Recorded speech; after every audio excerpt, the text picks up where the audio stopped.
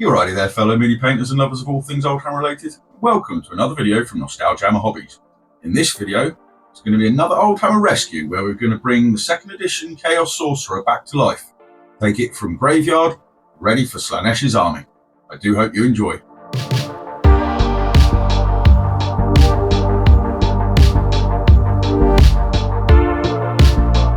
For this video, I'm going to be concentrating on the repair work paint job that I'm going to be doing to the Chaos Sorcerer, where I'm going to give him a classic paint scheme straight out of the old White Dwarfs. I'm not going to be looking into his rules and background, because Miniscape did that about a year ago, and he did a better job than I think I can do. So down in the description, I will link to that video hopefully, so you can go and watch that if you're interested. So, grab yourself your cuppa, and let's get to the painting desk. The first step to do when it comes to rescue models is to strip the paint off. And for metal models, I just have this little thing, which is a metal shot cut. I would advise doing this in anything that's not plastic. Pop the model in. And for metal models, what I use is acetone. I'll stress this very clearly. Do not use acetone to strip resin or metal models. It will destroy the models. For metal models though, it is lovely. You don't need a lot, just enough to cover the model up, and you don't even need to leave them to soak for very long. You can just leave these for a few minutes and then start stripping the paint off them. But I often like to leave them a little bit overnight, just to make very, very sure, and then it's just a case of scrubbing it off with a toothbrush. I only need this hand from this arm to actually replace the missing part from this Sorcerer, as well as a pistol to go on it.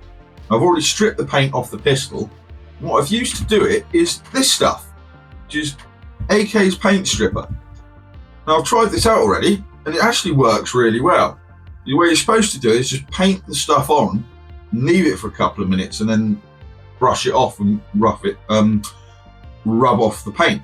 But I have found it works pretty well like this, and it doesn't take long, and it wastes less of the stuff as well, I think.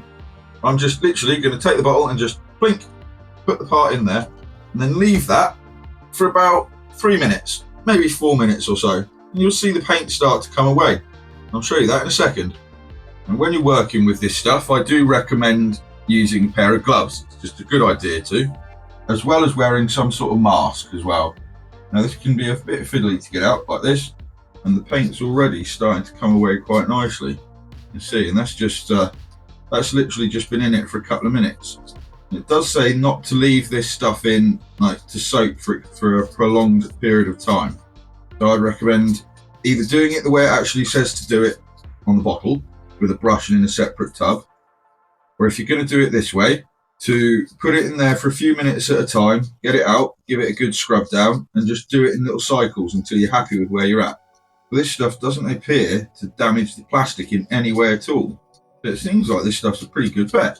So there we go, that's from one round. We're going to do it again, and I'll come back when it's done, and I'll tell you how many goes it took. And there we have the bolt pistol and the arm stripped of paint. This stuff's done really well, as you can see. In total, this took about 10 minutes, and that's with the scrubbing time. It hasn't softened the plastic. As you can see, it hasn't actually removed or damaged any of the detail that was on this plasma gun, including the little details on the skull. So I would say this stuff's really quite a good thing to get. Now all we need from this is obviously we need the pistol and we need the hand. So we're going to cut the hand away from the arm using a pair of snips. I use the armor painter ones. The first step, like I said, to snip this away, and then we need to pin it into place on our Chaos Sorcerer. And I've already got the pin in place, and then we're just going to work out where we want this, fix it in place and drill a hole for it.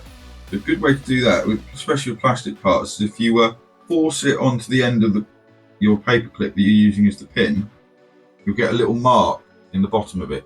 And you can use that to go by to drill your part in. Just drill that in and go in as deep as you can, and we'll be back and we've got the hand pinned into place. And there we have it, all glued into place. Now we do have a slight gap around the edge of his glove and his arm pad, but that's fine because that can be filled in quite easily with a bit of green stuff or whatever you wanted. You can even use a tiny bit of blue tack if you wanted, just to fill that tiny little gap in there. Or you could even leave it if you wanted to, because by the time it's painted, that's not going to be visible. I'll fill it in. I don't see any point in showing that bit because it's quite a simple little thing, and I think everyone at this point's filled in gaps that are left over. But there we go, that is the Sorcerer's missing arm replaced, and I think that looked pretty much spot on to the way he looked before. Except the fact he's now got a plasma pistol instead of a bolt pistol, which is what he had originally. But there we go, he's all stripped up and ready to be painted up. To begin with, I primed the entire model up grey, and then after that, the first step I do is actually start by base coating the backpack. And for that, what I'm going to do is I'm going to start with a mix of Vallejo's night blue and black. Mix them together to make an extremely dark blue. And I'm going to put this all over the backpack to begin with. And there you go. That creates quite a nice, almost black base coat to build up from. Afterwards, I'm going to go to just pure night blue, and I'm going to paint this over all of the Sorcerer's robes. Just thin this down and build it up over a few successive coats. Next up, I move on to Vallejo Model Colours Blue, and I'm actually going to paint this over pretty much everything that we've just done, except leaving the very darkest recesses night blue. And just thin this down and build it up over several successive coats. Now I'm going to move on to base coating the green areas. And for that, I'm going to start with Caliban Green, and I'm going to put this over his axe blade and any of the pipes that are around him.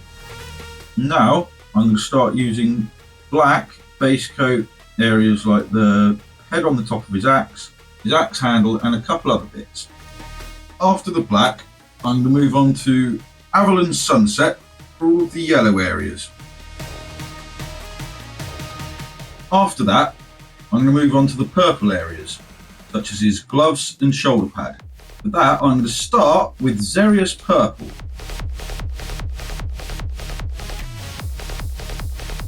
And then, just for the shoulder pad, I'm going to go on to Gene Stealer Purple. When applying this, I'm going to leave the Xerius Purple in the recesses around the edge of the shoulder pad detailing. And this will take several coats to build up a nice opaque layer. So just be patient and just keep going until you've reached the level of opacity that you're happy with. After that, for the shoulder pad, I'm going to move on to Cacophony Purple. Now, since this is an airbrush paint, it has been pre-thinned to mean it can go through airbrushes a lot easier. And because of that, it is actually going to take quite a few more layers to build up a solid opaque layer. But because of that, it makes glazing a lot easier with these paints. And you don't really have to thin them down much to get a nice smooth transition if you want to. So it's going to take several coats to do this, and I'm going to work it up towards the top of the shoulder pad so it gets brighter at the top. And all this takes is just some patience. Don't do it as each coat is wet. Let each layer dry as you go, otherwise you can get tearing and patching a bit. But with some patience, and you keep going, you'll see this does build up quite a nice transition. I'm then going to move on to doing the bone areas. And that's going to be his right shoulder pauldron, his mask, and there's a couple of little skulls dotted around the actual model, such as on the plasma pistol and around his cloak. For that, I'm going to use Xandri Dust.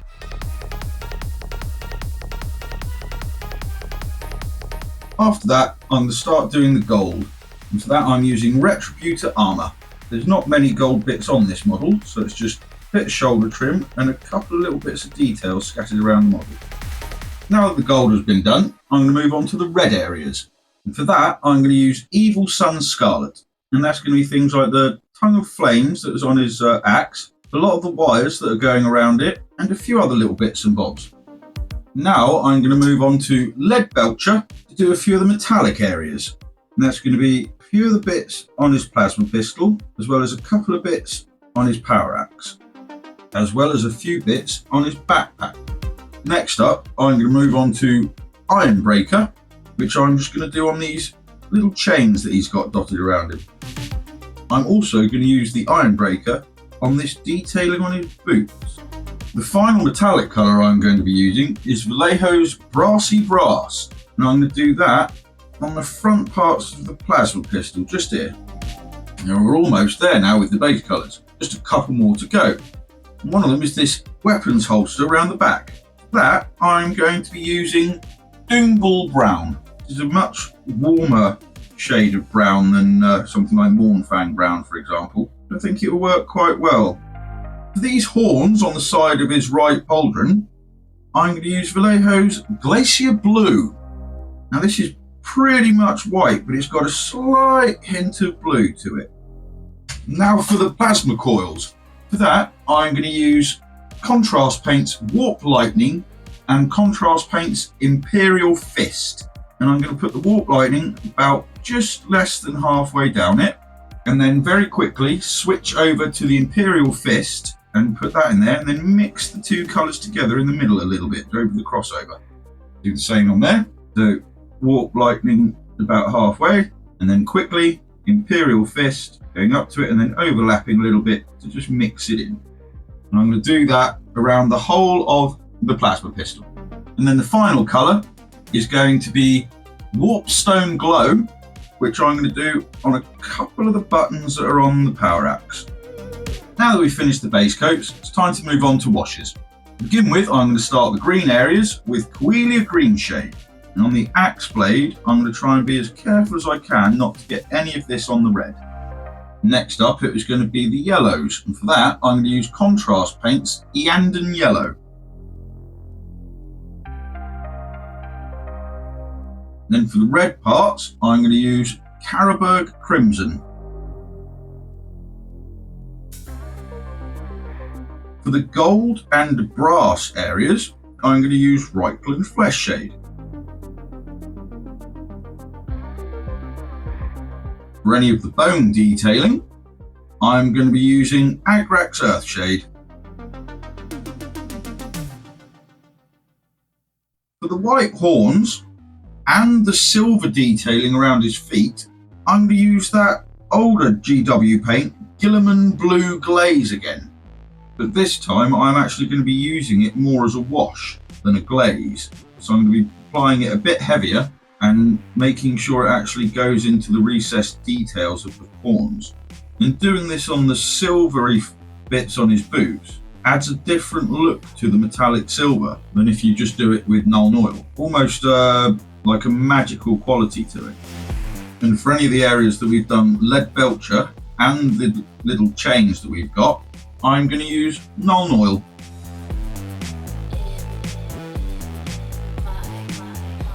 I'm also going to use the Reichland Flesh Shade on the weapon holster around the side here. For the purple gloves, I'm going to use Druchii Violet. And this is only going to be done over the purple gloves, not the purple shoulder that I've done. And then for the purple shoulder pad I've done, I'm going to do a mix of 4 parts Contrast Medium to 1 part Contrast Paints Magos Purple. Now this doesn't actually add too much to the shoulder pad, so you could skip it if you want. But I do think this step helps to add a little bit extra detail to the gradient. So it's up to you whether you include it or not. Now that the washes are done, it's time to move on to highlighting. And I'm going to start with the blue tunic. And for that, I'm going to begin with Vallejo Model Colours Royal Blue. And I'm going to paint this over pretty much all of it again, except leaving the very darkest recesses alone. Now this does look quite stark to begin with, but I'm hoping this will all work out towards the end of it. And you want to just thin this paint down a fair bit. The coverage on these Vallejo paints are really quite good, so thinning it down doesn't really affect its opacity too much. And it's just a case of going around this and carefully painting it in. I'm also going to use this on his boots as well. The next step is I'm going to take Vallejo's Magic Blue, again thin this down a fair bit, and use it as a very fine highlight just on the ridges of the more defined folds. And when you have broader folds on here, what I do is I will actually, instead of doing one line of a highlight, actually sort of flick the brush over the surface so it gives it the impression of fabric. And I'm just going to go backwards and forwards with this until I'm happy with the level of highlight that I've reached. And there we go. Doesn't look too bad now that it's been done. Now I'm going to move on to the backpack, and to that I'm going to start edge highlighting it with Vallejo's Blue, and I'm just going to carefully go around and pick out all of the sharper edges on this backpack. And then to finish off this, I'm going to go to Vallejo's Royal Blue and just paint the very sharpest corners and the rivets. I'm now going to move on to the darker green areas, like the axe blade and the piping around him. What I'm going to do is I'm going to start with Warp Stone Glow, and this is just going to be done as an edge highlight around the blade.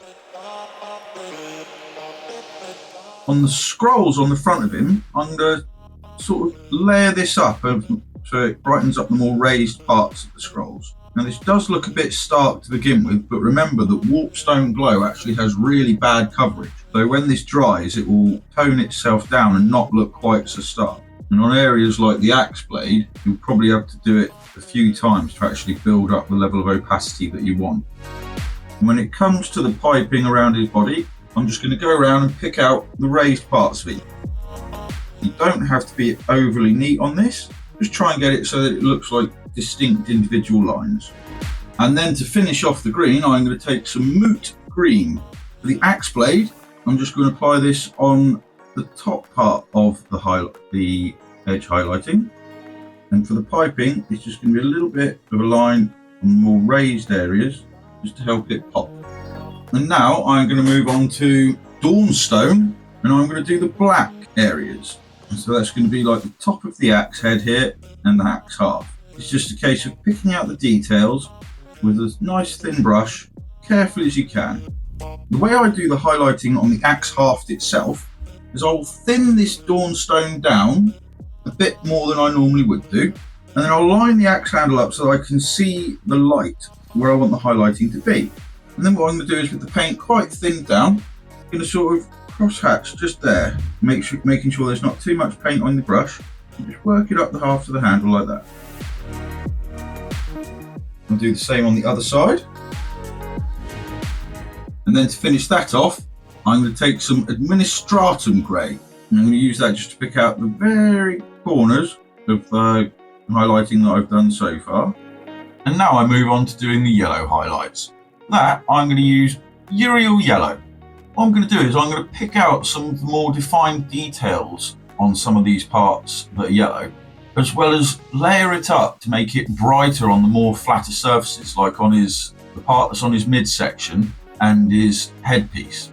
And this is just going to be a case of thinning it down and leaving the recesses that more orangey tone that we've got from doing the wash, and building up to a brighter yellow on the upper areas. And to finish off the yellow highlights, I'm going to go to Flash Gits Yellow and pick out the edges of it.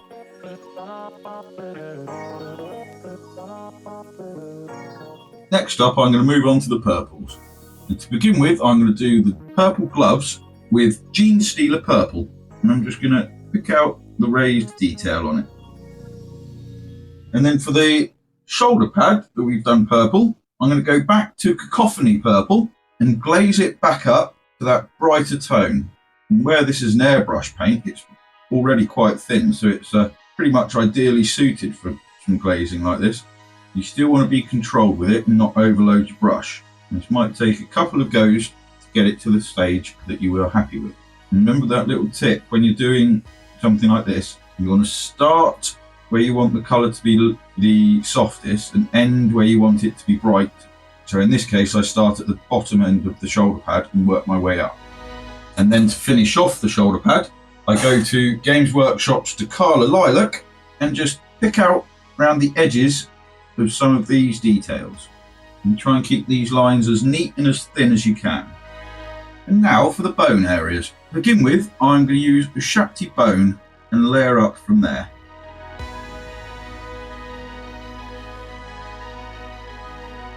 And then to finish off the bone, I am going to go on to Screaming Skull.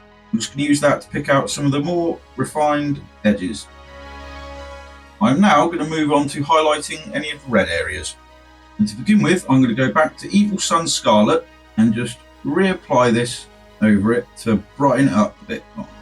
And then I'm going to take some Wild Rider Red and just paint the top edges of any of the areas that I've done red, just to make them look that little bit brighter and stand out more. I'm now going to move on to the weapon holster. To begin with, I'm going to reapply Doomball Brown. And as I do it, I'm going to do it again in that sort of flicking sort of motion that I do. And on leather, what this will help to do is add the impression of scratched leather. I'm not going to go the whole hog with it. We're going to do a little bit just to help it look a little bit better. And then to finish that off, I'm going to go to Tuskor Fur and apply it just around the edges as well as, optionally, a couple of little diagonal lines on the leather to make it look like some scratches. And with this, less is more, so not too many, no need to go nuts with it. And now for the horns on his shoulder pad. To start with, I'm going to go back to Glacier Blue and redefine the detailing on the horns themselves. And just a case of going in there carefully and slowly and just picking out the raised details with it. And then to finish off the horns, I'm going to take some pure white and just apply that in a few spots where the details intersect down the centre of the horn. Now we're almost there. We've only really got the metallics left to go. For those, I'm going to start with Retributor armour and reapply it over the gold areas, whilst leaving the lower parts of them the darker tone left over from applying the Reichland flesh shade. I then take some Liberator gold and I just paint that onto some of the little rivets as well as around the very edge of the shoulder pad. And doing the edge of the shoulder pads is just really a case of, as carefully as you can, just skimming your brush around the edges of them. For the brass areas, I will start by reapplying the brassy brass.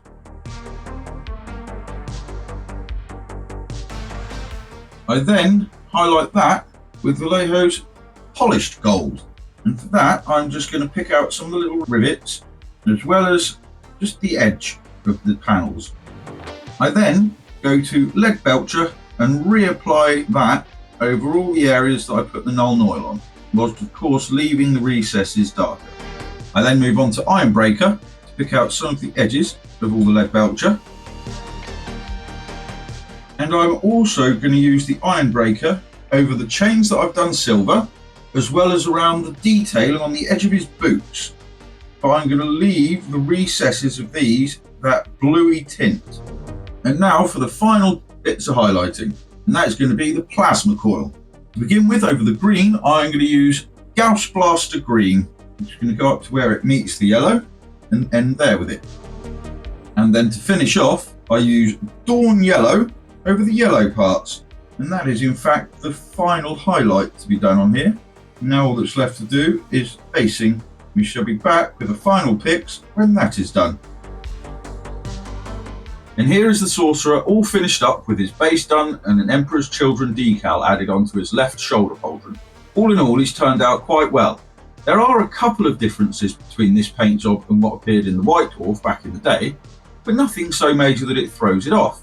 The yellow could possibly do with a little bit more orange in the recesses. That's something I can work on as time goes by. The blues that I've used from Vallejo are very vibrant and I really do like the Vallejo range.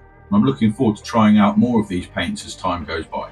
If you're looking forward to these videos and want to see future stuff coming out for Jason's Chaos Army, why not give us a subscribe as well as hit the bell icon so that YouTube notifies you of when I put videos up, because there will be a lot more coming, as well as some interesting stuff to come in the future with some more epic. And I'm very much looking forward to putting out some more videos in the near future. So thank you very much for watching right the way through to the end.